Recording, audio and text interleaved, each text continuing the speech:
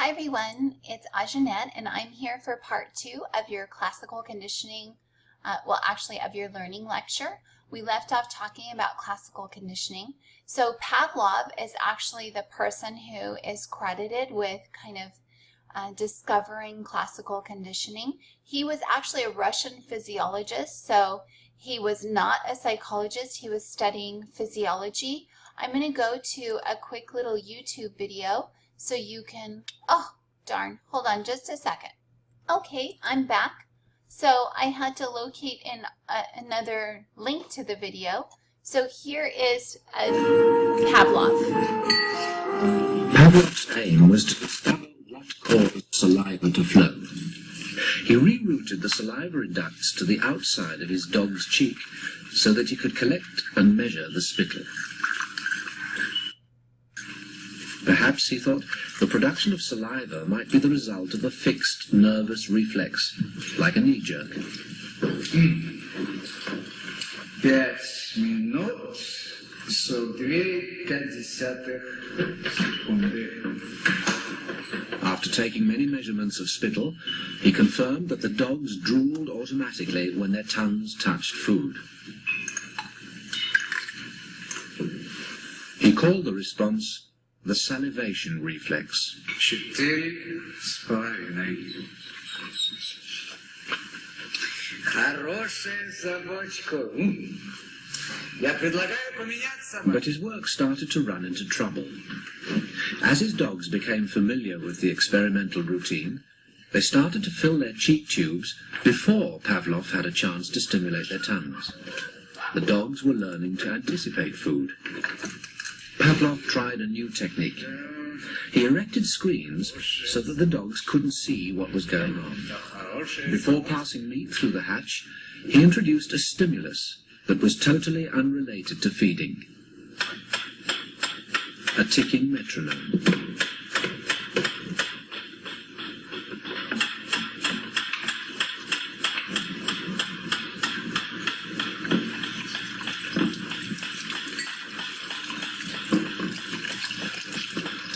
At first, the dog dripped saliva into its cheek tube only when the food appeared. But after a number of trials, the dog began to connect the ticking with the arrival of meat.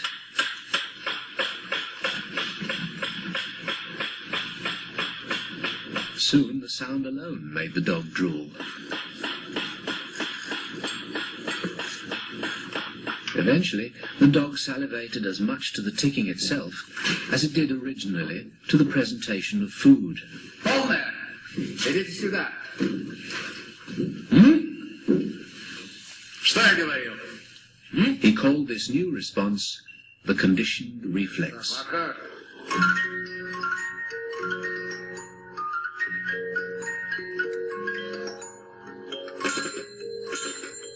Whatever the stimulus, his dogs could soon be conditioned to produce saliva.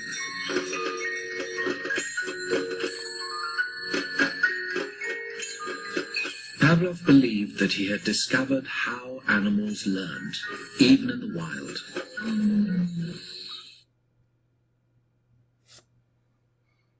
Okay. So what you see there is a classical conditioning scenario. In La forma fact, más básica es la del aprendizaje asociativo. let me just close that out so it doesn't start again. Anyway, so what you see there is a classical conditioning scenario. In fact, it was our very first classical conditioning scenario where Pavlov discovered that these dogs learned to salivate at the sound of a bell or a metronome, as they showed you. So let's look at the different components. Just like I mentioned, all 5 components in the original scenario with the dog and the clap demonstration, there's an unconditioned stimulus, an unconditioned response, a neutral stimulus, a conditioned stimulus, and a conditioned response. So let's go through and look and see what those are. First of all, the neutral stimulus, it's something that is completely unrelated to the response, so it doesn't naturally evoke the response. The unconditioned, in this case, it's the metronome, that tone. The tone has nothing to do with salivation in that video.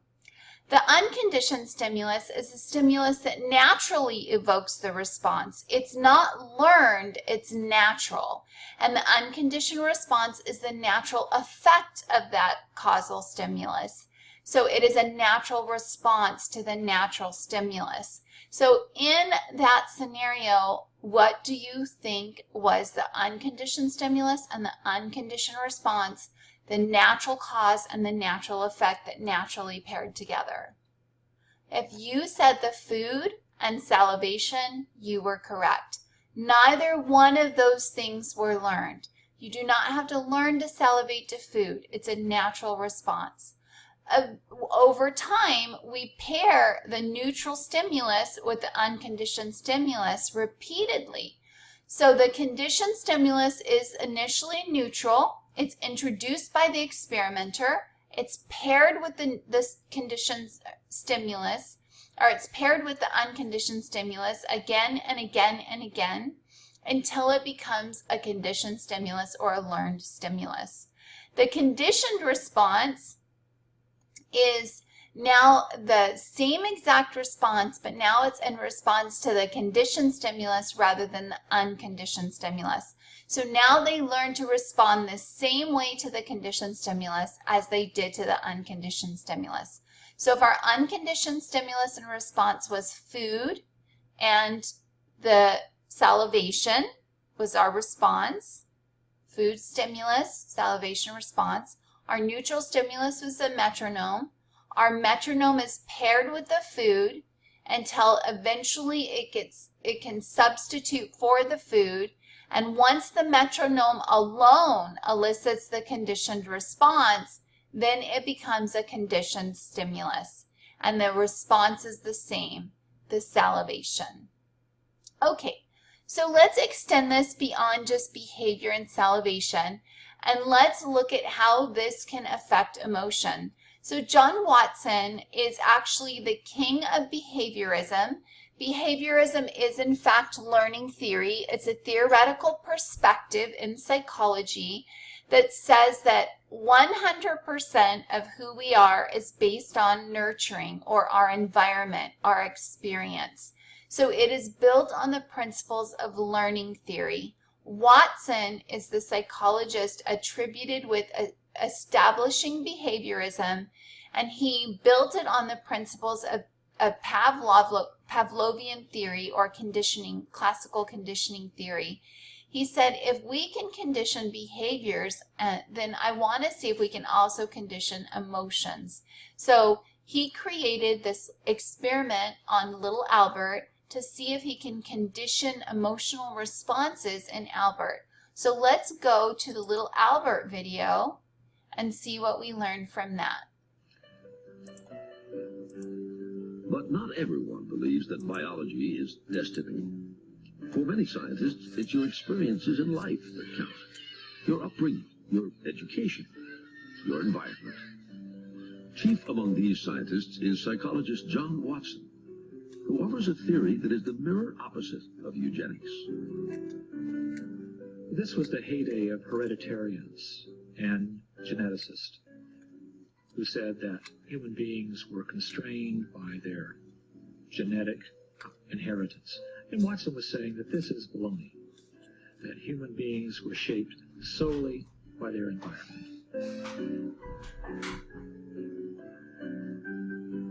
Over the years, Watson studies the behavior of babies, hundreds of them.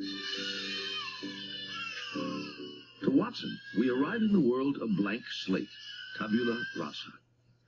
Nearly everything is learned. Even things we think are instinctual, like fear. To prove that environment is more powerful than genetics, Watson designs an experiment for an infant known as Little Albert. He's so confident, he films it for posterity. At first, Albert shows little fear, even when Watson places a burning newspaper in front of him. Albert is also unafraid when he encounters a white rat for the first time in his life. But then Watson shows Albert the rat accompanied by a loud clanging noise. One of the few things that upsets little Albert.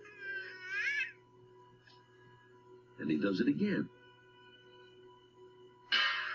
And does it again. Eventually, Albert learns to fear not just the rat, but all furry things, even without the loud noise. In Watson's mind, the little Albert experiment is a success because it proves that fears are learned, not inherited.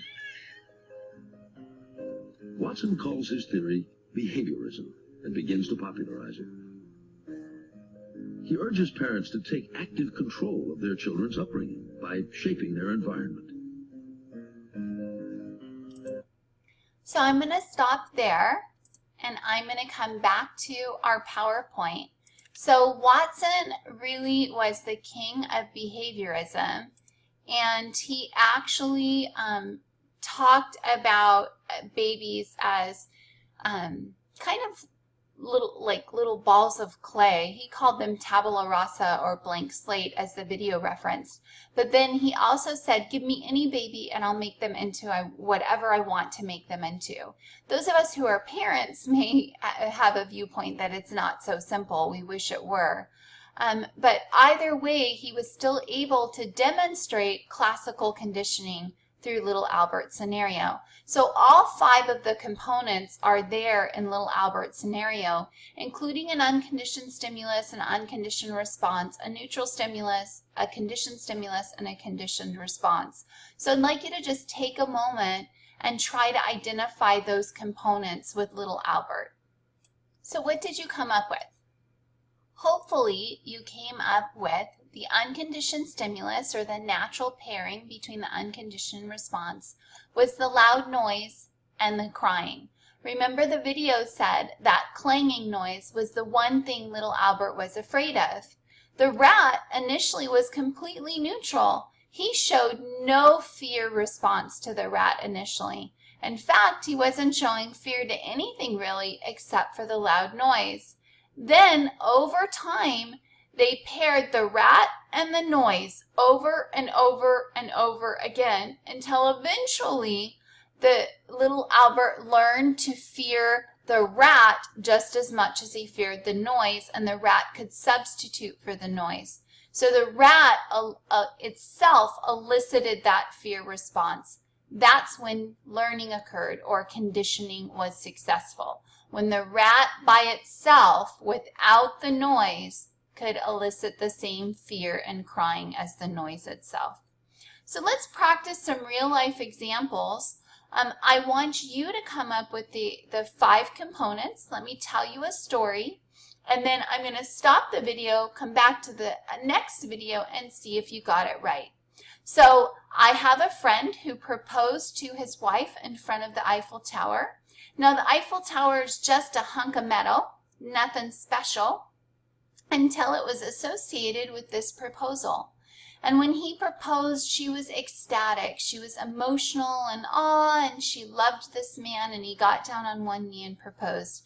And they married, and they've been married for over 25 years now. So now, every time she sees that Eiffel Tower, she gets that same awe, emotional movement feeling that she got the very day that he proposed.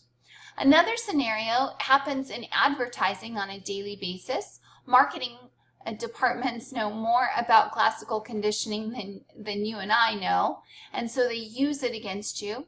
They want to associate their product with good feelings, so they often use people in their commercials or ads that might elicit those feelings, like a celebrity, or in this case, a beautiful woman. You see this beautiful woman, she elicits desire in you. They associate it with their product, and so now the product itself elicits desire.